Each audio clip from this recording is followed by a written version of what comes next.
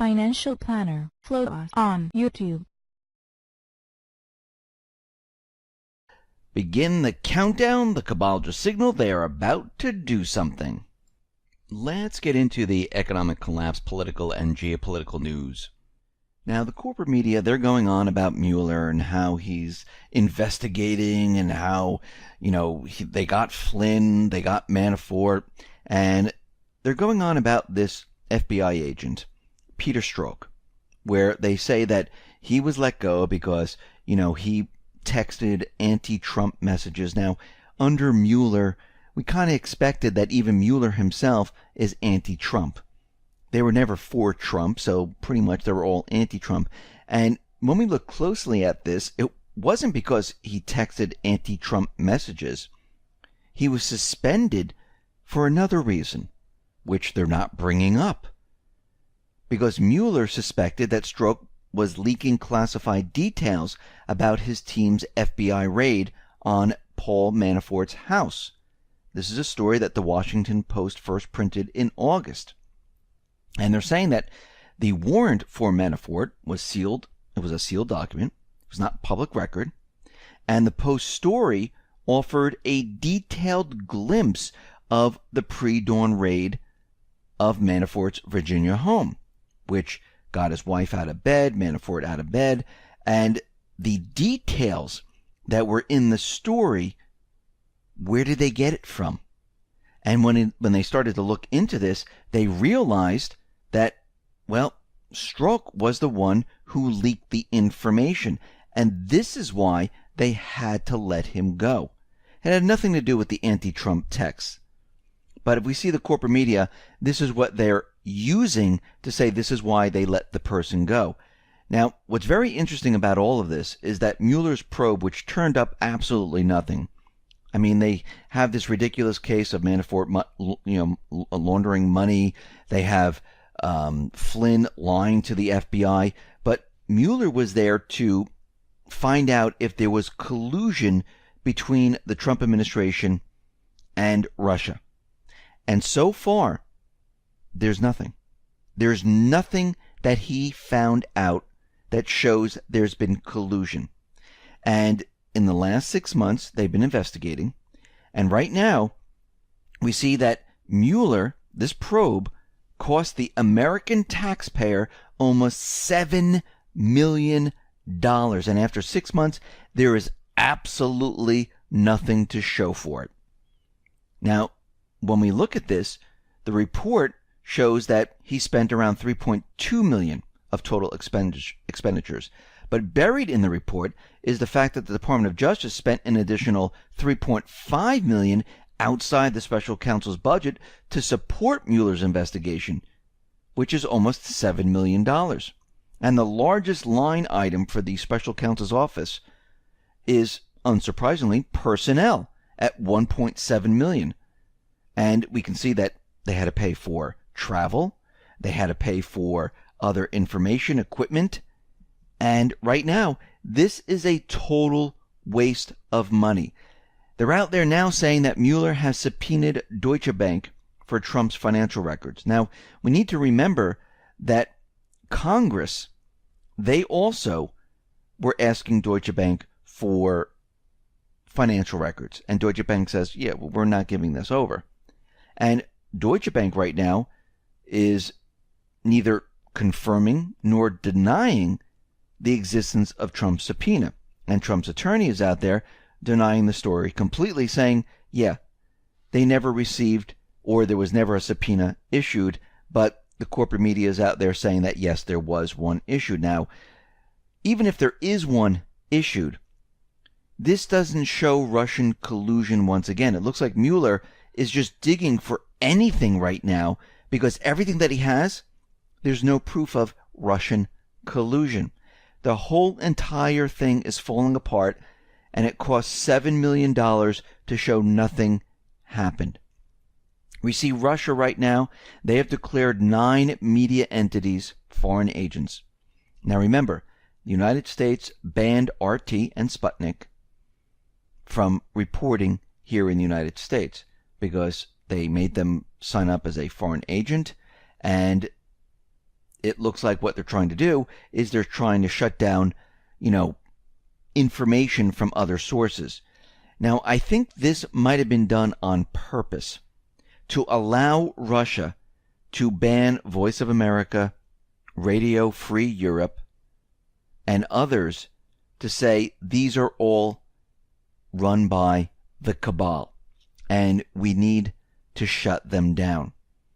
And it looks like this might be one of the reasons why this was all brought up in the first place, to clean out the news organizations that are operating in other areas around the world, which is spreading propaganda. And we see right now that, yes, the RT network, the Sputnik network, that is also funded by Russia. And we see right now that how else can you clean out these news organizations? You had to make it look like, oh, it's against Russia, we need to ban Russia's news organizations, which allowed Russia then to ban the cabal's news organizations. Remember, these news organizations, they're run by the intelligence community. They are fed stories from the intelligence community. It's propaganda, and basically what they try to do is they try to shift the opinion of the world to what the intelligence agencies want them to believe. And it looks like what they're doing right now is they're cleaning house. We see right now that North Korea, the latest ICBM that, the corporate media was out there reporting that can hit any place in the world, they can hit the United States. Well, it looks like this ICBM, it broke up on reentry. So they're looking for the pieces right now. They're looking for the debris on the coast of Japan. And the missile flew higher and longer than its predecessors, but it broke apart during re-entry, and it looks like they didn't have a reliable heat shielding, and the North Koreans, they still have problems. They're not there yet, but they're trying to use the scare factor to make everyone believe that they're able to fire this missile. It's going to fly in a trajectory that's going to hit an exact target in the U.S. Actually, these missiles probably won't even be able to reach the U.S. before breaking up in midair. The reason why they're continually pushing the idea that they can do this is because of two reasons. One, the plan behind Russia, China, the U.S. is to show that North Korea is a nuclear state. The plan with the cabal is to scare everyone to think that North Korea is going to push war. Both of these plans are happening at the same time. And they're trying to show that North Korea, this is why North Korea came out and said they want to be recognized as a nuclear state. They have a nuclear weapon. They have an ICBM. It doesn't work that well. They can put the nuclear weapon on top of the missile, and maybe it will get to its location, but they want that designation so the cabal doesn't go in there and have regime change. This is what they're trying to push forward. This is why the U.S. right now hasn't done anything. I mean, why would they continually wait and wait and wait if this is such a big threat? They didn't wait in Iraq. They saw they had weapons of mass destruction. They went right in. Syria, they brought the forces right in. North Korea, they're not going to do it because the cabal doesn't have the ability just to say, let's go in there. Now, if they create some type of an event, yes, the cabal will try to push this as hard as they possibly can. It looks like they're getting ready to do this. They're trying to push the next event. We have Senator Graham out there saying that, the diplomats in South Korea should be evacuated. Certain individuals in the armed forces should be evacuated. And they're trying to make it look like something is about to happen. Maybe they're planning something, which I wouldn't be surprised. We see the UN envoy has arrived in North Korea, and they're there to diffuse the soaring tensions between the United States and North Korea and South Korea, and they're trying to calm the situation down. And what we're seeing right now is this gigantic buildup of where the cabal, they have really nothing left. The only thing they have left right now, and they can try all different things. They can say, oh, we're staying in Syria. North Korea must get rid of their nuclear weapons. They're going to come up with a lot of propaganda type of statements. But the only thing they have left is some type of an event. Because without an event, there's nothing going to happen here. And as we can see, nothing is happening. We see right now that the Patriot missile system that the U.S. is selling to many different countries, well, it really didn't intercept the Houthis missile that exploded in Saudi Arabia. And of course, the corporate media doesn't want anyone to know about this. The government doesn't want anyone to know about this. And when they looked at the Houthi missile, they said, well, let's look at this for a second. It hit the intended target. The missile split into two pieces. And we see that there was no sign that the Patriot missile actually hit the missile, because the missile they fired was designed to split into two pieces. And when they looked at this, they said, I don't think the Patriot missile actually hit this missile. It hit the target. It did exactly what it was supposed to do. And this is why Japan is never going to fire upon a missile that North Korea launches, because if it doesn't hit it, they're in big trouble. The U.S. is in big trouble because it will show that we don't have the technology to stop missiles. And remember, the Patriot missile system, it's old. It's almost obsolete. The missile systems that the Chinese and the Russians are coming out with, they're much more advanced. We see right now that Israel has fired missiles into Syria. And what I think they're doing right now, it's not an attack. They're testing Syria's defense systems. They want to see if their defense systems will stop their missiles, which they have. Israel fired between 6 or 7 missiles at Syria, and this is, of course, a clear violation of international law. Syria never attacked Israel, and Syria is saying that we were able to stop these missiles. Now, Israel, they refused to comment on the incident because their missiles were intercepted. And we can see that at this point, they're probably testing to see how well the technology that Russia gave to Syria works. And it looks like it works very well.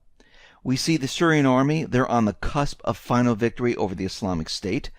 But this makes no difference to the Cabal, because we can see right now that U.S. officials right now claim Assad is not capable of winning in a Syria war. And this is why the U.S.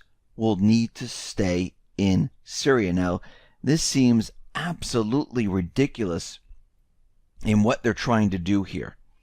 And they're insisting that Assad is wholly not capable of winning this war, citing massive damage to the national infrastructure, huge casualties to the military that they suffered, and his growing dependence on his allies. This prediction, and this is a prediction that the U.S. is making, of not winning is likely to be the centerpiece of future U.S. justification for keeping large numbers of ground troops in Syria.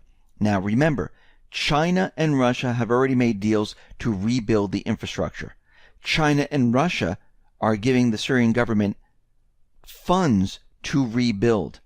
And Russia is going to stay in Syria and protect Syria from any type of paid mercenary force.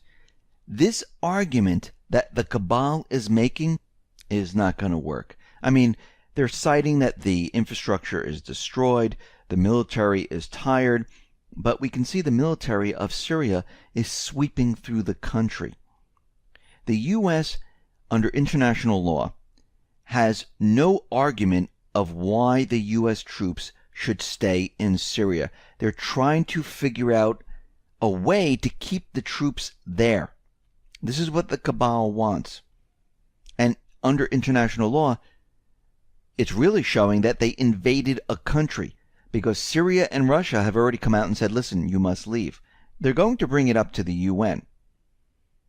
And they're giving the U.S. the chance to leave on their own. And we know right now they're not going to do this because they're buying time right now. It looks like either in Syria, North Korea, Iran, any of these areas, they're going to try to push some type of an event. And they need this time to create this event. And it looks like this is what they're trying to do. So it looks like the countdown has begun.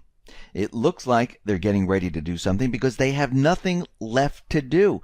The Russian collusion thing is not working. The impeachment process is not going to work to get Trump out of office. They're losing the Middle East. Russia and China are making their move into the Middle East. Venezuela right now is using the petro yuan. They're even talking about using a petro cryptocurrency. And we see right now the cabal, they can't get anything started. The only way for them to push their agenda is to have an event. And we're coming towards the end of the year.